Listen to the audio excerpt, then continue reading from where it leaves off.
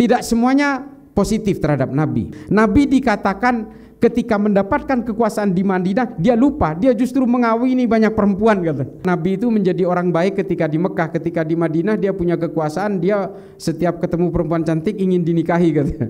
Kalau kita mau berbicara tentang Islam, mandi junub ini sebenarnya tradisinya orang jahiliyah. Ini jelas secara historik. Orang jahiliyah itu dulu setelah berhubungan badan ini dianggap sebagai pekerjaan menyimpang, ini pekerjaan setan, lalu mereka itu mandi wajib, harus membasahi semuanya. Dan tradisi ini dipertahankan oleh Islam. Mandi junub ini. Nabi ini adalah sosok paling moderat pada zamannya karena unboxing sekali.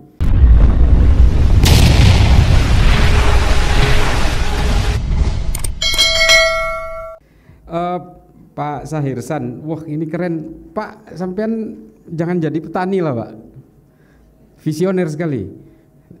Teori Arnold Toynbee ini meskipun saya baca ketika saya masih kuliah sebenarnya, tapi teori-teori tentang Arnold Toynbee ini juga menjadi akar-akar genealogis dari berbagai pemikiran sesudahnya. Jadi banyak pemikir-pemikir seperti Theodor Adorno, Ted Kaczynski dan sebagainya ini terlahir dari pemikiran ini. Dan itu juga yang kemudian mengilhami saya. Apa yang saya sampaikan tadi sebenarnya itu juga berakar dari genealoginya Arnold Toynbee, bahwa Eropa itu maju karena dia belajar dari bangsa yang belum maju. Orang Arab maju karena dia belajar dari bangsa yang belum maju, yaitu bangsa Romawi. Bangsa Romawi belum maju, menjadi maju karena dia belajar dari bangsa Yunani.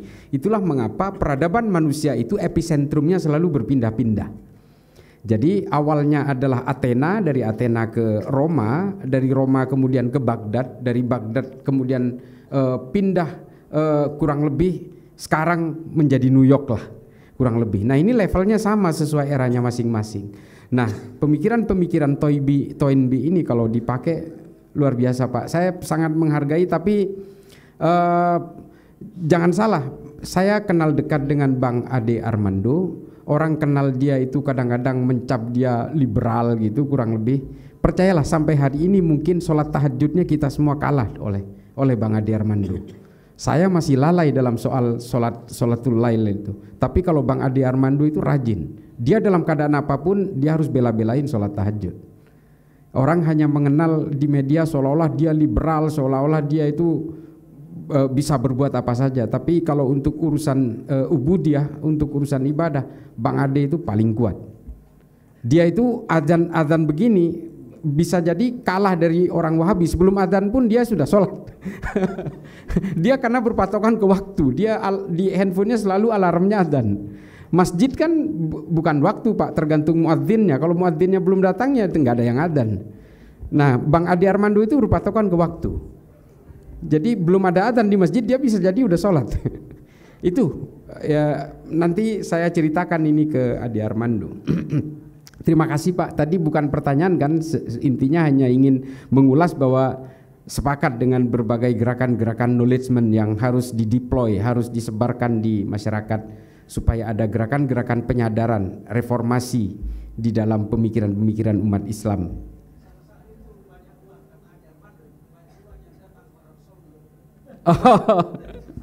Oh ya, itu mungkin itu ada, ya itu bagian dari banyak pendapat, termasuk ada pendapat terakhir yang mengatakan bahwa kenapa sih harus berhaji, berhutang dan sebagainya, menjual aset dan sebagainya untuk naik haji sementara tetangganya masih banyak yang kelaparan, kan seperti itu.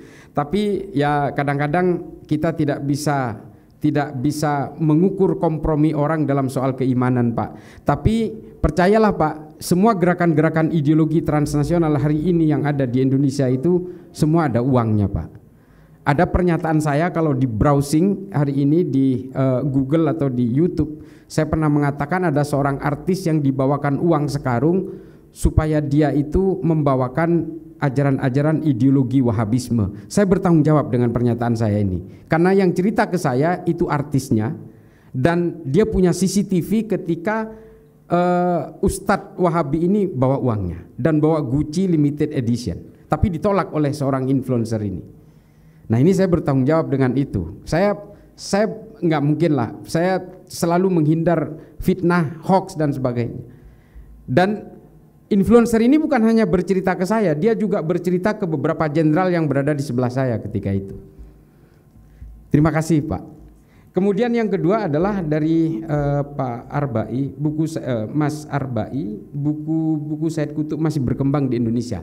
Nah ini begini, ada salah satu seorang ahli sejarah namanya Heinrich Heine, dia menulis tentang Al-Mansur. Di dalam Al-Mansur itu dia tulis, ketika manusia membakar dan memberangus buku, maka dia pada akhirnya akan membakar dan memberangus manusia.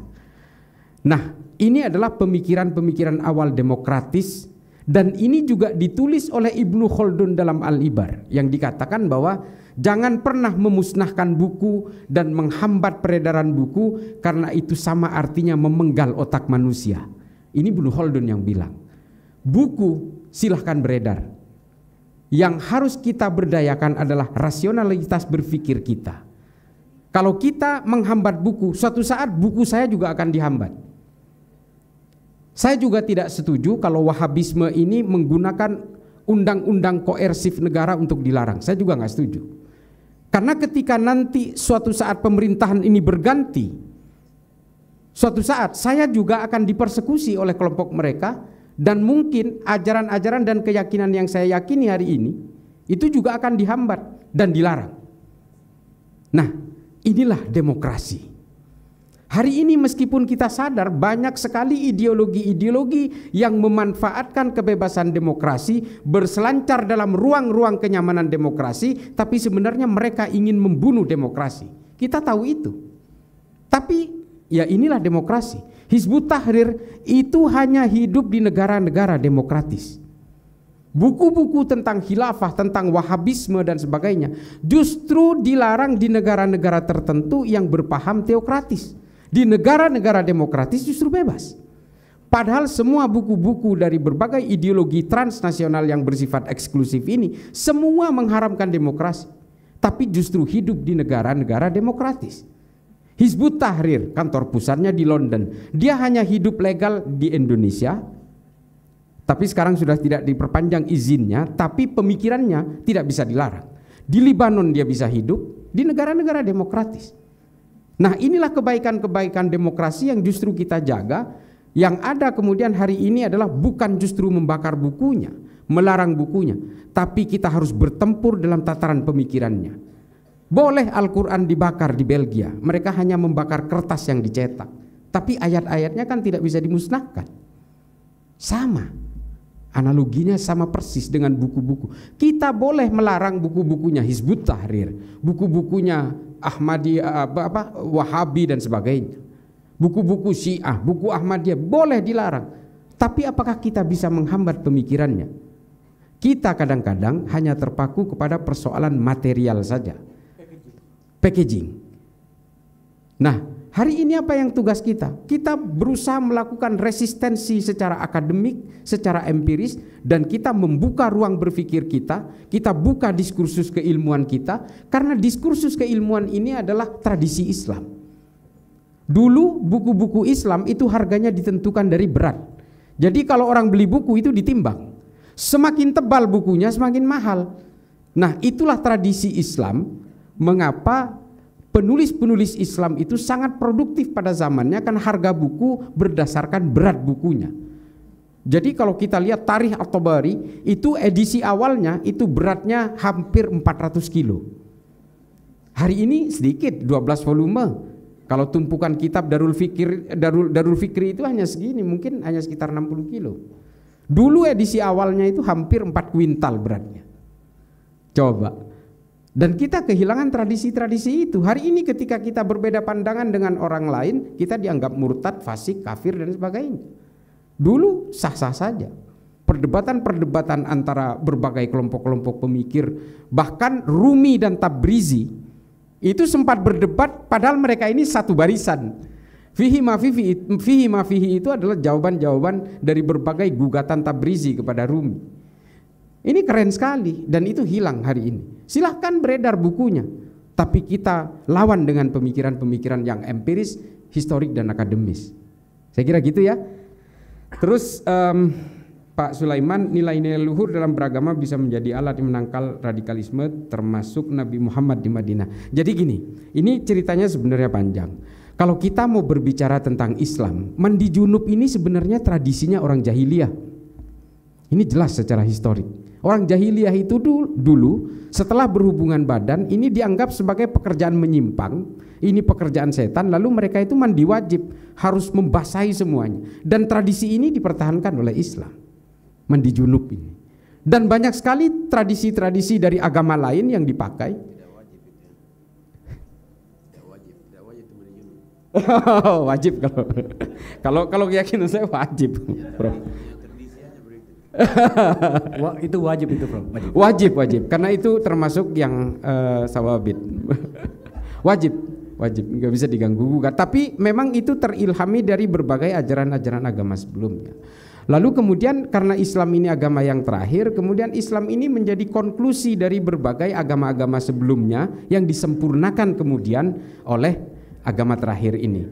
Kalau kita mau berbicara tentang Nabi Muhammad misalnya, saya tadi ingat bahwa di Eropa Nabi Muhammad ini ditulis oleh dua seorang ahli sejarah, namanya Maxim Robinson dan William Montgomery Watt. Bukunya The Prophet and the Statesman. Jadi dia adalah rasul dan juga seorang negarawan. Kalau dia buta huruf, iya.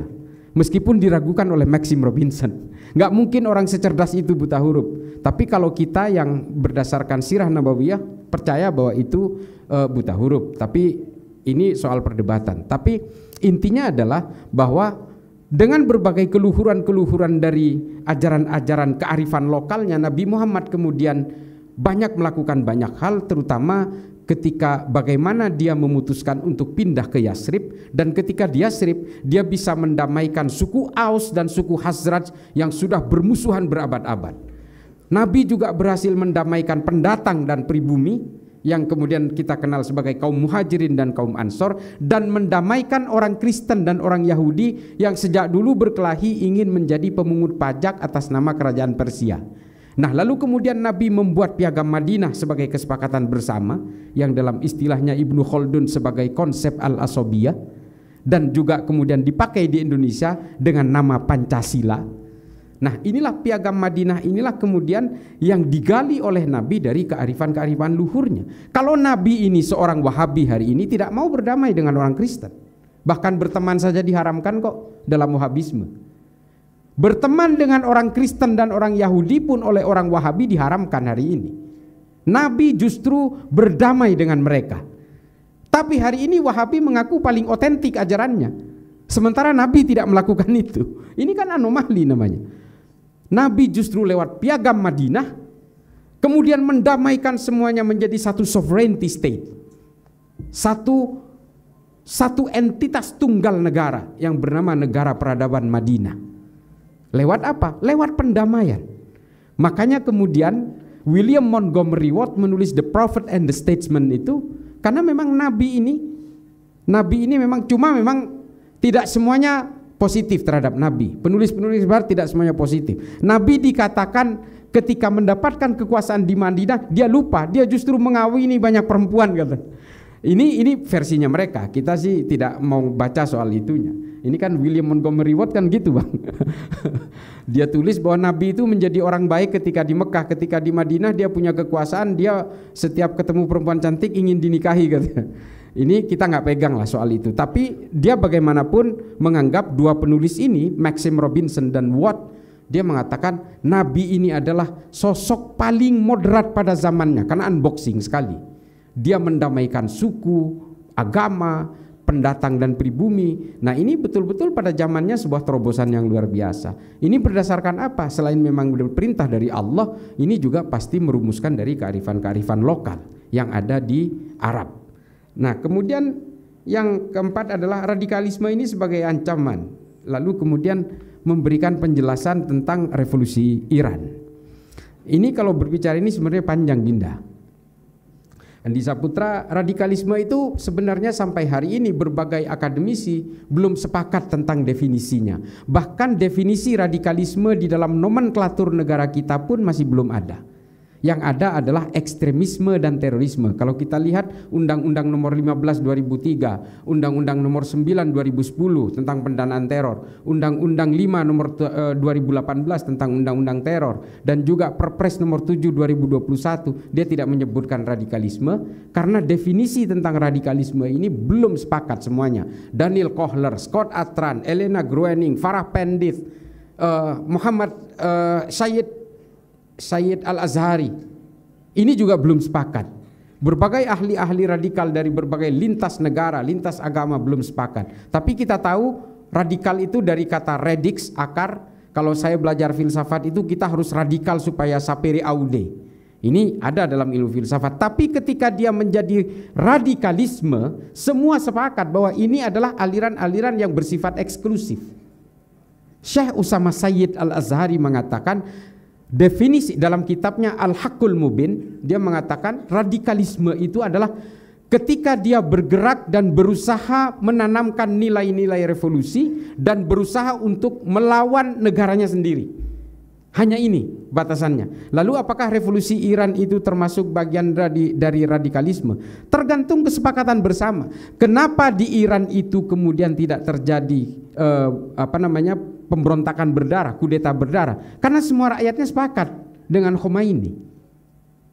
Dan kelompok kecil orang-orang Iran ketika itu sudah mengalami kejenuhan terhadap Reza Pahlavi.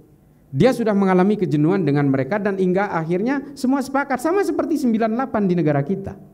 Semua sepakat kemudian menempatkan Soeharto sebagai common enemy.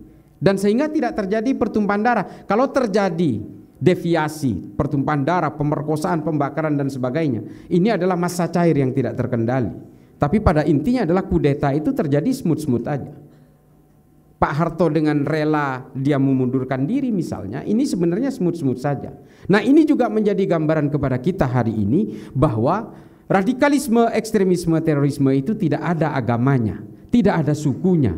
Semua orang bisa terpapar, orang kaya bisa terpapar, orang melarat bisa terpapar, orang pintar bisa terpapar, orang bodoh bisa terpapar. Syiah hari ini memang tidak berkesan radikal karena jumlahnya sedikit. Kalau jumlahnya banyak, ya sama kayak Iran, mereka akan melakukan revolusi juga.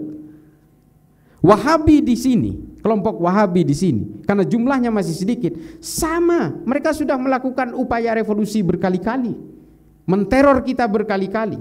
Kejadian teror tahun 2000 sampai 2009, bom Tentena, bom JW Marriott, bom Ritz-Carlton, bom Malam Natal, bom Kampung Melayu, bom Bali 1, bom Bali 2, bom Sarina, ini semua dilakukan oleh kelompok Wahabi, tapi gagal. Karena apa? Jumlahnya masih sedikit. Kalau mereka besar, sama saja mereka ingin menguasai negara ini. Mau Syiah, mau Wahabi, itu gambaran buat kita ya. Mungkin sebenarnya ada satu kelompok besar, bukan karena saya orang Nahdien, bukan.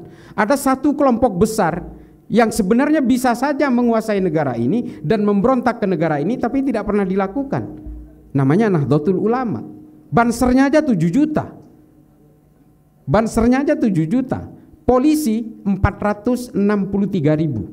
Tentara 927.000. Hampir 1 juta. Jauh lebih banyak banser. Tapi mereka tidak punya keinginan untuk melakukan aksi revolusioner. Ya. Terima kasih Dinda. Kemudian yang nanti biar ditambahkan oleh Bang Akbar kalau Puang nanti mau. Yang terakhir Harifah, apa yang terjadi, apa yang menjadi pondasi bagi kami agar tidak terpapar radikalisme. Kalau kita kembali kepada persoalan radikal tadi, sebenarnya ingin saya tambahkan, radikalisme itu bukan hanya ukuran untuk melawan negara, bukan. Radikalisme itu juga upaya untuk memecah belah intimasi sosial, itu juga bisa dikatakan radikal. Artinya jangan anggap, kan sering begini, ada beberapa kelompok yang mengatakan begini, nggak mungkin kami menjadi radikal, menjadi ekstrim, menjadi teror karena menghormati pemimpin saja kami itu diwajibkan. Demonstrasi saja kita diharamkan. Rokok saja diharamkan karena membahayakan diri kita, apalagi membahayakan orang lain. Nggak mungkin kita jadi teroris, kan begitu. Percayalah, aksi radikal ekstrim teror itu bukan hanya dalam rangka melawan pemerintah atau negara, tapi juga mengkotak-kotakan kehidupan intimasi sosial, mengkafir-kafirkan orang yang berbeda, memfasik-fasikkan orang yang tidak sama, dan menganggap keimanan orang lain itu adalah warga kelas 2, ini sama saja dengan kelompok radikal juga. Nah, penyadaran kita hari ini adalah kita harus sadar bahwa agama itu diciptakan oleh Allah kepada kita semua ini bukan untuk saling membenci. Dan harus disadari oleh kita semua hari ini bahwa agama itu adalah bejana untuk menghargai kemanusiaan dan menciptakan kedamaian. Tidak mungkin agama ini diturunkan oleh Allah supaya kita saling membenci satu sama lain dan membinasakan satu sama lain. Enggak mungkin. Kesadaran-kesadaran seperti itulah yang harus kita tanamkan kepada kita hari ini. Silahkan tafsir agamanya apapun, manhajnya apapun, ijtihadnya apapun, tapi tetap berpegang teguh kepada satu prinsip, bahwa kita harus tetap saling menghormati atas segala perbedaan yang di dalam Al-Quran disebut dengan konsep lita'arofu, saling mengenal, saling berinteraksi dalam perbedaan. Saya kira begitu, Puang. Makasih.